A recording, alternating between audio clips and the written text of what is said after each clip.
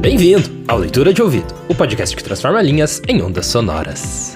Eu sou o Lucas. Eu sou a Dayana. E o episódio de hoje é A Água, de Júlia Lopes de Almeida. Uma crônica que remete a costumes bem estranhos em relação ao banho e também a este patrimônio da humanidade declarado pela Unesco.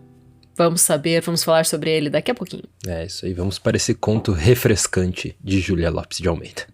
Boa leitura. A Água, de Júlia Lopes de Almeida. Sem pelo, sem escamas e sem penas, somos os animais mais bem fadados para a volúpia da água. Ela que no batismo nos lava do pecado original, é a primeira condição da vida. Fria ou quente, enrijando-nos a carne ou quebrantando-nos os nervos, é sempre a ela que devemos o melhor dos regalos, a limpeza. Diz-nos a história que os povos da Idade Média fugiam da água como o diabo da cruz, e que, entretanto, outros mais recuados tinham banheiras de pórfiro e termas deslumbrantes, onde iam deleitar o corpo cansado do pó e do ar. As belas rumas de Pompeia assim o atestam. Já tive a aventura de errar os meus leves passos de mulher distraída pelos templos de Ísis, de Júpiter e de Vênus, de calcar as grandes pedras desiguais das estreitíssimas ruas da cidade morta, desolada, triste, eloquente na sua mudez de túmulo. E a cada caminhada por entre casas de oradores, poetas e filósofos, cujos nomes retinem ainda hoje como campânulas de ouro nos carunchosos e carcomidos monumentos da história. Cada passada sobre os mosaicos ou por entre as colunas de mármore do fórum, da basílica, do teatro e dos templos, que de misteriosos segredos de extintas grandezas e sereníssima fé meus olhos descortinavam. Dentro daquele cemitério que mais parece uma legenda viva, ao dobrar uma esquina ou ao penetrar no átrio de uma casa luxuosa, eu esperava, de instante em instante, ver estendida para mim, cavalheirosamente, a mão patrícia de um pompeiano ilustre. Riso nos lábios, túnica roçagante, falas amáveis com ritmos diversos, em que oferecesse ao meu corpo, cansado de percorrer toda a cidade desde a sua porta marina e fonte da abundância, até os seus últimos limites, o doce repouso num triclínio dourado, o sabor das suas frutas mais finas e dos seus mais esquisitos licores. Mas, ai de mim, no meio daquelas estreitíssimas ruas e daquelas paredes derrocadas, nem viva alma, a não ser de longe em longe, quebrando o poético respeito do local, a de algum guarda de boné e galões nas mangas do casaco. No meio das coisas máximas, comovem muitas vezes as mínimas. Eu sabia que Pompeia tinha sua pintura característica e alegrei os olhos vendo sobre o estuque vermelho escuro, ou mesmo preto, as suas grinaldas de flores, os finos arabescos serpeando ao redor de taças mimosas e de figuras gentis, essa pintura de estilo tão original e delicado, que seduziu o próprio Rafael, o mais delicado artista de todos os tempos, que a imitou, na forma e na cor, em uma das galerias do Vaticano em Roma. Ouvira falar e ler notícias, mosaicos esplêndidos de Pompeia e das suas incomparáveis termas, mas não imaginei nunca que o amor à água tivesse sido tamanho. E essa particularidade tão simples, tão da obrigação de toda a gente, tornou logo simpático aos meus olhos esse grande povo, extinto tantos anos antes de ter nascido Cristo. Foi, portanto, um pedaço de chumbo torcido, miserável resto de um cano velho, uma das coisas que mais assombro me fizeram. Pompeia gastava água em abundância. A canalização estendia-se por todas as ruas e todas as casas, com torneiras iguais às de hoje. E havia termas luxuosas, com largos tanques, piscinas claras, salas bem decoradas. Não lhes bastando isso, todas as habitações tinham o seu átrio, sala sem teto, aberta ao sol e às águas puras do céu, que encontravam no solo um reservatório de mármore, o Impluvium. Roma, na sua parte antiga, mostra-nos também termas e mais termas, desde as mais soturnas como as de Tito, que se não vêm sem auxílio de luzes, até as Caracalla, onde no seu tempo de brilhantismo viviam estátuas célebres, Hércules, Farnese, Vênus, Calipígia, Flora e outras. Mas ruínas como as termas, só vistas por artistas ou por filósofos, historiadores, poetas, para que o saber ou a imaginação reconstrua o que o tempo e os homens perversamente destruíram. Dizia eu que os povos da Idade Média não imitaram seus antepassados e fugiam da água como o diabo da cruz. Felizmente, porém, houve grandes coquetes todos os tempos, e essas tiveram sempre a fantasia extravagante do banho. Por desgraça, não lhe bastava a água nem o sabonete aromático e espumoso. Umas lavavam-se em leite de jumenta, como a mulher de Nero. Outras em sumo de morangos esmagados, que amacia a pele e que alegra a vista. Outras em água, finalmente, da chuva, como Diana de Poitiers. Outras com água destilada de mel de rosas, ou com pasta de amêndoas bem dissolvida, ou com o sumo leitoso de plantas verdes, ou em vinho de Málaga, como a amante de Alexandre I da Rússia, ou em infusões de junquilhos, nardos e jacintos, as flores de aroma capitoso e embriagador. Maria Antonieta, que fez inventar uma banheira para o seu banho da noite, mergulhava-se todas as manhãs num cozimento de folhagem de timo e de serpol. Nesse nosso Brasil quente e ubérrimo, sobejam plantas cuja decocção daria banhos cheirosos. Mas para que se os perfumistas ingleses e franceses nos mandam já prontas, transparentes e deliciantes, as mais finas essências que, derramadas na água ou pulverizadas depois na pele, nos dão o mesmo gozo com muito menor trabalho? Além de que, os cozimentos, desde que não sejam prescritos pelo médico, podem ser perigosos. Para fazer a toilette à pele, isso é, vesti-la de uma cor suave e brandamente veludosa, julgo bastante a água pura e um sabonete delicado. Enfim, para não ser avara, concedo que se deite no banho um pouco de água de colônia. Eu aconselharia a todas as moças ricas luxo de mármores e de metais nos seus quartos de banho. Uma mulher moça e formosa, qual é delas que não se julga assim?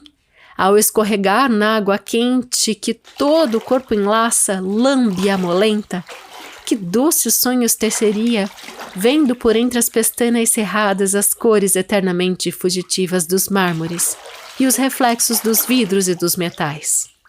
Para a burguesa apressada ou fraca, o caso é outro.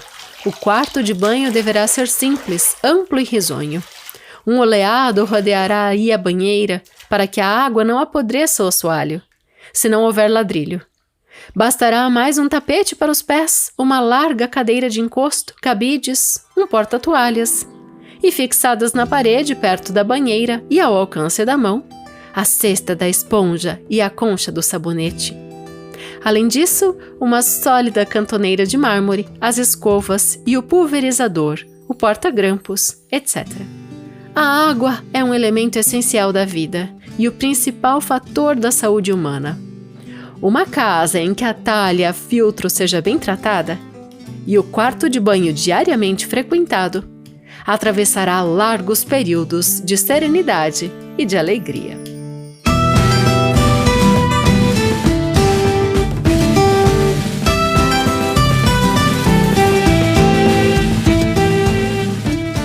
E esse foi A Água, de Júlia Lopes de Almeida. É um texto que está no livro das Donas e Donzelas, que foi publicado em 1906. A gente já trouxe em um outro episódio, no último que fizemos sobre a Júlia, Lucas, outros 3 textos deste livro das Donas e Donzelas, que foi Minhas Amigas, A Arte de Envelhecer e a Mulher Brasileira. Foi o episódio 157. É, aqui na nossa saga de completar livros, né, de autores, a gente vai de um por um, daqui a pouco completa de vários.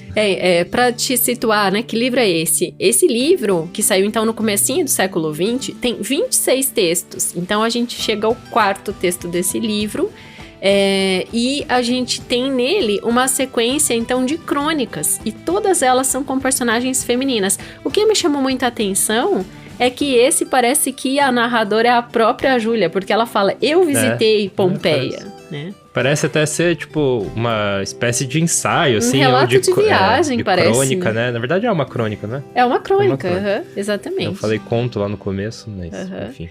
Mas é uma crônica conto.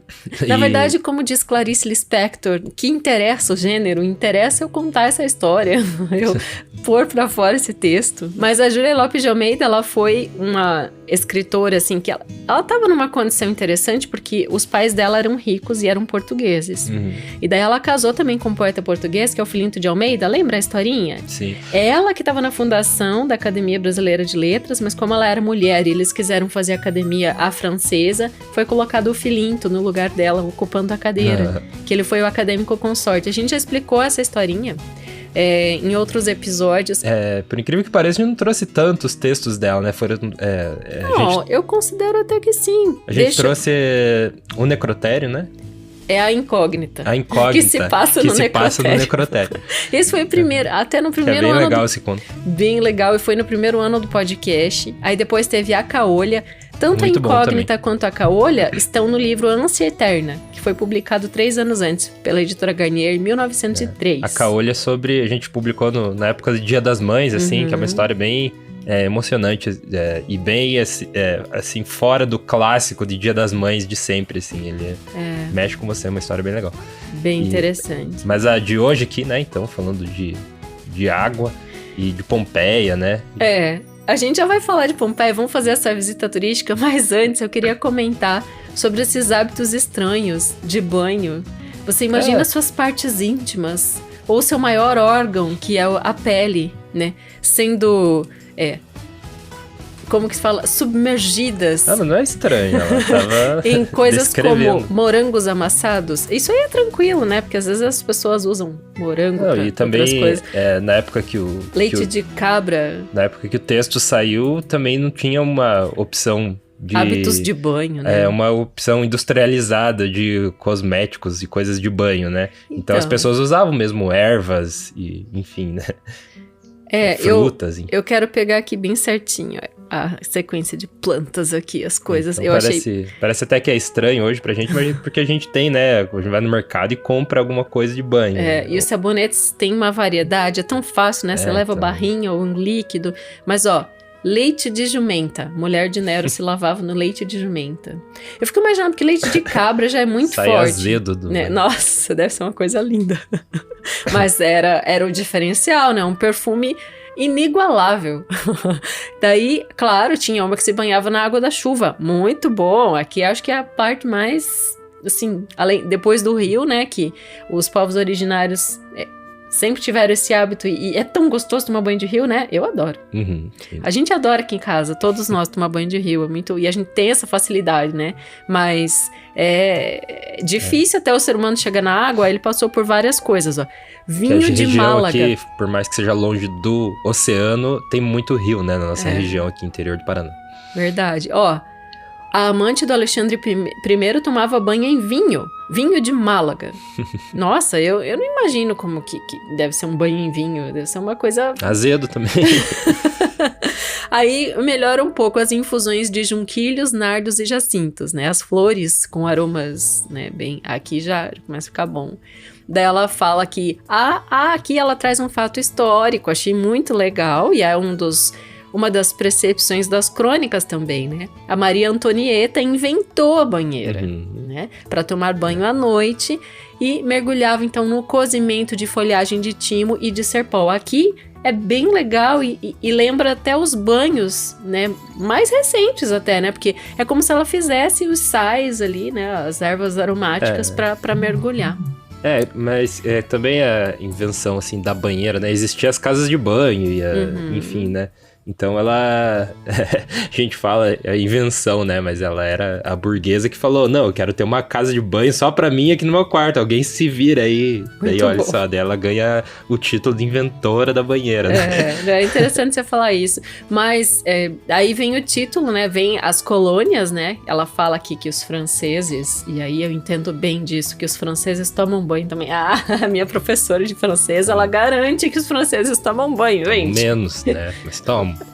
Tomam menos. Não, sabe por que tomam menos? Porque o chuveiro que aqui no Ocidente, de modo geral, no Ocidente não, aqui no sul da América, né? É tão comum a gente ter chuveiro, né? No Brasil, principalmente. Aquela chuveirada, ou até aquele banho de bica, né? Nas cidades bem quentes. É muito fácil, né? Às vezes tem descendo do telhado ali a bica, você toma o banho de bica e tá limpo, né? Agora... O chuveiro não é uma coisa assim, agora tem em todo lugar, só que antes era banheira mesmo, né? Você tinha que encher todo aquele tonel de água e se banhar desta forma. Se pegar a história dos nossos pais, assim, eles contam na infância, né, que... Aquele chuveiro, né? Que não tinha água quente, né, e o banho era aquele de balde do lado de fora, que tinha o balde furadinho, né? Ia virando aos poucos e tinha que tomar só com aquele balde. E se for ver, não é muito tempo atrás, não. Não é mesmo. Eu me lembro na minha infância, eu ia na casa do sítio do meu avô e tinha esse chuveiro de balde, assim, que tinha que esquentar a água no fogo, né, e colocar dentro do balde de alumínio e ia virando e tomando esse banho. Isso aí. Se você tem experiências curiosas de banho, leitor de ouvido, não deixe de nos fazer saber aqui na caixinha de interação, né, Lucas? Não tem muito espaço para escrever, mas dá para contar uma micro história ali, se quiser. Então aí no Spotify aí embaixo, se você rolar para baixo, tem a perguntinha que você pode interagir com a gente. Agora vamos viajar um pouquinho falando dessa questão turística que ela trouxe tão brilhantemente no texto, né? Pompeia. Ela trouxe Pompeia, que era uma cidade super quente, né, também. Por isso que ela trouxe essa questão da água, né, de refrescar ali. E, enfim, Pompeia foi coberta, né, pela erupção do vulcão em 79 depois de Cristo. 79 depois de Cristo, né? E foi... inclusive eu vi que a última erupção foi em 1944. Então, e é um vulcão que tá ativo ainda, o Vesuvius ali. Então ele é um vulcão que ainda tá ativo, não tá dormente de forma alguma, assim. Então desde aquela época até hoje ele ainda tá cuspindo lava. Nossa, que loucura, né? O que me impressionou muito no texto... Bom, primeiro só falar que é Pompeia, então, geograficamente, né? Tá na província de Nápoles, na Itália, né? E vem, sim, esse vulcão sempre à mente, né? Por vários séculos, essa cidade ficou abaixo da lava, né? Sepultada sob as cinzas. Isso é muito impressionante, diz que a terra de Pompeia era preta, então os agricultores, quando foram ali para cultivar e tal, eles perceberam que era preta a terra, que uma terra daquela... Crescia tudo super bem, né? Só que daí ela é um indicativo de que acontecem erupções frequentes ali também. E ao que percebemos, então, a Júlia Lopes de Almeida visitou Pompeia ou no final do século XIX ou no início do século XX, porque o livro saiu em 1906. Daí, em 1997, a Unesco declara, né, como um dos patrimônios da humanidade Pompeia, porque é um dos sítios arqueológicos mais importantes do mundo todo. Sim, foi descoberta tarde até, foi no século XVII, eu acho, que ela foi descoberta. Então, nossa, você vê que ficou enterrada, né, por tanto tempo, assim, a cidade. E era uma cidade dos burgueses, né, então era a elite que morava ali, os nobres e tudo mais, né. E tudo era construído para gerar esse conforto a todos, né. Os romanos visitavam muito também. Eu imagino que... talvez morar lá era difícil. Eu acho que era uma cidade, assim, tipo, de veraneio, sabe? Pra ir mesmo. Eu acho que devia ter os nobres em Roma ali, que daí tinham as suas casas em Pompeia. Aqui é a conjectura minha, né? Boa conjectura, Lucas. Mas daí ela fala dos aquedutos, né? Eu quero falar disso, mas antes, só já que você contextualizou isso, dizer que turistas, assim, mais críticos que vão hoje, falam que, infelizmente... Pompeia sofre hoje de má conservação e de péssima administração, na visão dos mais críticos, né? Mas quando a Júlia visitou, ela destaca que tinha um sistema de torneiras submersas, torneiras parecidas com o que a gente tem hoje, né? Isso aí é muito impressionante se a gente for ver uma coisa assim tão incipiente, né? Tão antiga, né? Lá de 79 depois de Cristo, no início da era da humanidade mais recente, a gente ter já esse sistema de água, né? Sendo cobrindo toda a cidade, assim, eu achei bem impressionante. Ela fala dos pedaços de chumbo torcido, né, que os canos velhos que se enxerga, né, em alguns pontos, assim, o que leva a crer que existia água em abundância. E daí isso me lembra Minecraft. Sim. Porque deve ter diamante ali, né? Porque água em abundância e lava, quando se encontra, gera diamante. Mas a altitude acho que era maior, né? Era alta. Aí já entra o especialista em Minecraft falando. Ele tem que estar mais afundado na terra pra você encontrar. Mas tinha toda essa questão da água, né? Que eles trouxeram ali pra Pompeia, que necessitava muito de água, né? Então os nobres, imagina, não vou ficar aqui passando calor, eu quero fontes, eu quero...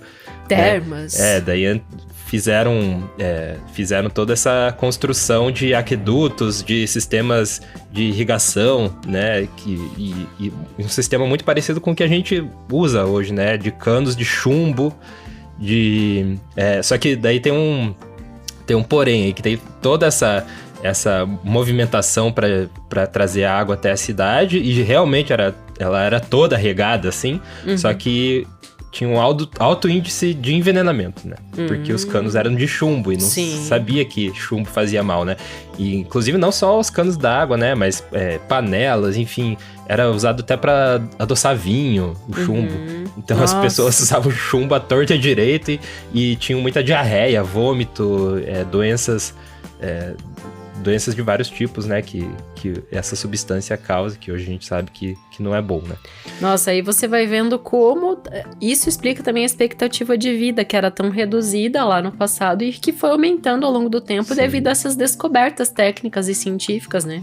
Além disso, tinha outro elemento que era o antimônio, que tinha muito na água, era muito abundante, que é, assim, ele parece uma prata, até uma variação, assim, de prata. Então esse elemento também era super prejudicial à saúde, e eles encontravam na água ele por tudo, sabe? Então eles trouxeram a água até ali, mas essa água foi, assim, matando aos poucos as pessoas de Pompeia também. Por isso que daí tem a vertente que Pompeia também hoje é sinônimo de catástrofe e destruição, né? E toda a sua explicação culmina em a gente explicar isso também, né? Porque ao mesmo tempo em que a gente tinha uma história tão fascinante, a gente tem uma história tão trágica, né? Essa questão ligada à cidade de Pompeia, porque era um centro multicultural, você pode ver, tem aqueles anfiteatros ao ar livre em alguns lugares, né? Museu, basílica. Por causa das cinzas, né? Ela ficou preservada super bem, assim, ao longo dos anos. Então até os afrescos, né, ainda estão preservados. Então era um lugar onde tinha festas, cerimônias, esporte, política, enfim. Lugar nobre.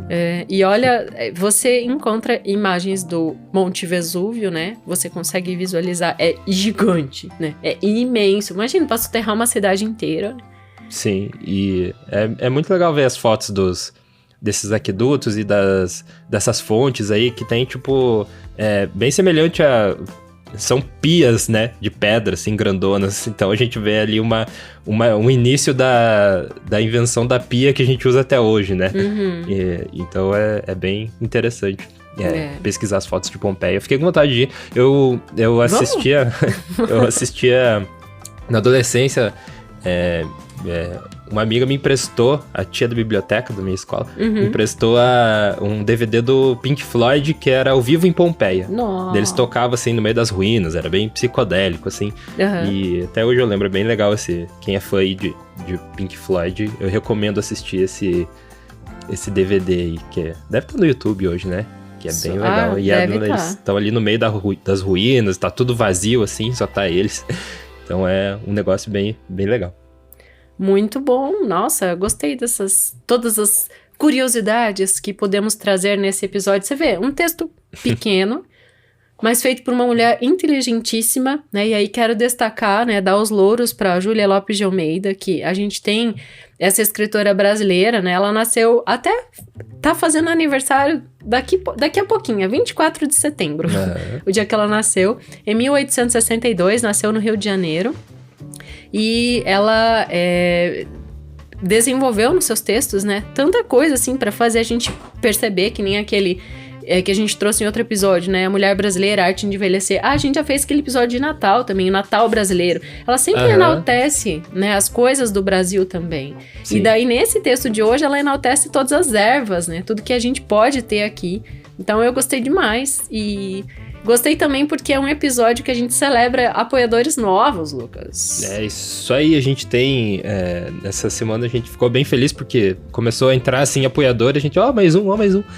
Então tem semanas às vezes que a gente passa e, nossa, não entrou nenhum essa semana. E tem semanas que entra vários, então a gente tá feliz desses nossos novos apoiadores, que a gente vai falar o nome deles primeiro agora, que é o Fred Teixeira Trivelato e o Marcos Moraes de Oliveira. E a Bruna Foltz Coutinho também. Isso. Aqui então são 3. A Bruna tá ali em cima. Bruna Foltz Coutinho. Então, você tem o e-mail do Fred e do Marcos? Do Fred eu já tenho agora, só não tenho do Marcos. Tá, então aí, ó, Marcos Moraes de Oliveira. Manda uma DM pra nós no Instagram com o seu e-mail. Ou um e-mail é melhor. Ou um e-mail pra leituradeouvido@gmail.com. Envia o seu... Só dá um oi, que daí eu já vou ver o teu e-mail lá e já incluo você no meio. Isso, porque e aqui... a Regina Pacheco também, eu não tenho contato. Então, aí Regina Pacheco, a gente também quer saber o seu e-mail, manda também pra leituradeouvido@gmail.com, porque aqui todos os nossos apoiadores, eles recebem semanalmente o resumo, recebe um estudo, né, aprofundado das obras que a gente traz no podcast. Então é um estudo cheio de referências, com também a visão própria da Dayana, né, a visão dela sobre aquele texto e sobre aquele autor, além das pesquisas que ela faz para trazer as obras no podcast. Como que faz pra apoiar, Lucas? E para apoiar a gente falou aí o e-mail, né, leituradeouvido@gmail.com, essa é a chave do Pix. Então você pode apoiar por aí ou por apoia.se/leitura de ouvido, que é o nosso sistema de financiamento coletivo contínuo. E não é só isso, vai também a arte de capa que o Lucas faz todas as semanas, a gente divulga no nosso Instagram. Se você não segue ainda, comece a seguir @leitura de ouvido e recomende, né? Compartilhe também nosso perfil para mais pessoas ficarem conhecendo. Então a gente coloca o episódio no ar, os nossos apoiadores já recebem o e-mail com o estudo e a arte de capa, já fico sabendo que o episódio está no ar e é isso aí, né? São os primeiros a saber. Então, mais uma vez, para apoiar, chavepix leituradeouvido@gmail.com ou pela URL apoia.se/leitura de ouvido. E a outra recompensa é que você vai sair aqui nos nossos créditos finais, né? Que são eles: Adalberto Machado Santos, Agnaldo Ângelo Silveira Rebouças, Ana Cláudia Chaguri Lopes, Bruna Foltz Coutinho, Bruno Ítalo Farias Cruz, Bruno Guedes com o Grupo Danco, Caio Naves Oliveira, Cláudia Lube, Daniela Caroline de Camargo Veríssimo, Elaine Vieira Ferreira, Fabiana Maria Landiva, Felipe Cronato, Fred Teixeira Trivelato, Isabel Araújo Alves, Jaqueline Conte, Kelly Torquato, Leandra e Abel Borges, Lina Soares, Marcos Moraes de Oliveira, Marcos Vinícius, Maria Lúcia Riquivardi, Matheus Simão Brum, Nariel Arruda Borba, Paulo José Pereira de Rezende, Paulo Moura, Raimundo Gabino dos Santos, Harmana Frais Yachitsky, Regina Pacheco, Sérgio Juarez Rico da Luz, Silvana Silva, Simone Pessoa de Mesquita, Valéria Batista Pereira e Zenilda Ribeiro da Silva. Obrigado aí, apoiadores do Leitura de Ouvido. A Valéria Batista Pereira não é nova também? Ela entrou recentemente, também é nova, né? Mas foi nessa semana, acho que foi mais que daí eu deixo 1-2 semanas avisando que é novo, daí eu já troco, porque pra colocar os novos. Muito bom aí, obrigado, apoiadores do Leitura de Ouvido, estamos crescendo cada vez mais. Venha você também ser um apoiador do Leitura de Ouvido, é o nosso clube muito legal. E além disso, né, os nossos apoiadores, se quiserem ter uma conversa mais próxima com a gente, também tem essa possibilidade. Então a gente sempre escuta as opiniões dos nossos apoiadores, as sugestões, né? E isso tem essa troca bem legal que acontece também. Essa também é uma das recompensas, né? Inclusive, eu queria lembrar o Caio. Ele mandou um e-mail pra gente, a gente respondeu, daí ele não fez a réplica pra eu entender o que ele quer. Então, Caio Naves Oliveira, responda a gente lá. Vamos continuar a nossa conversa. E é isso aí. Eu fiquei impressionada que você falou URL no episódio de hoje. URL. A URL. Ninguém escuta mais esse Não, termo. O URL é o endereço... Ele é extremamente antigo já. Não. É usado ainda. Tá bom, Lucas. Isso aí, a gente vê na próxima leitura. Direção e narração, Dayana Pasquim. Edição, artes de capa e trilha sonora de abertura, de Lucas Piaseschi. Produção, Roca Studios. Avalie no Spotify e na Apple Podcasts. Siga para não perder os próximos episódios. Inscreva-se em youtube.com/leitura de ouvido. Siga no Instagram Leitura de Ouvido. Fale com a gente no leituradeouvido@gmail.com. E a gente te vê na próxima leitura.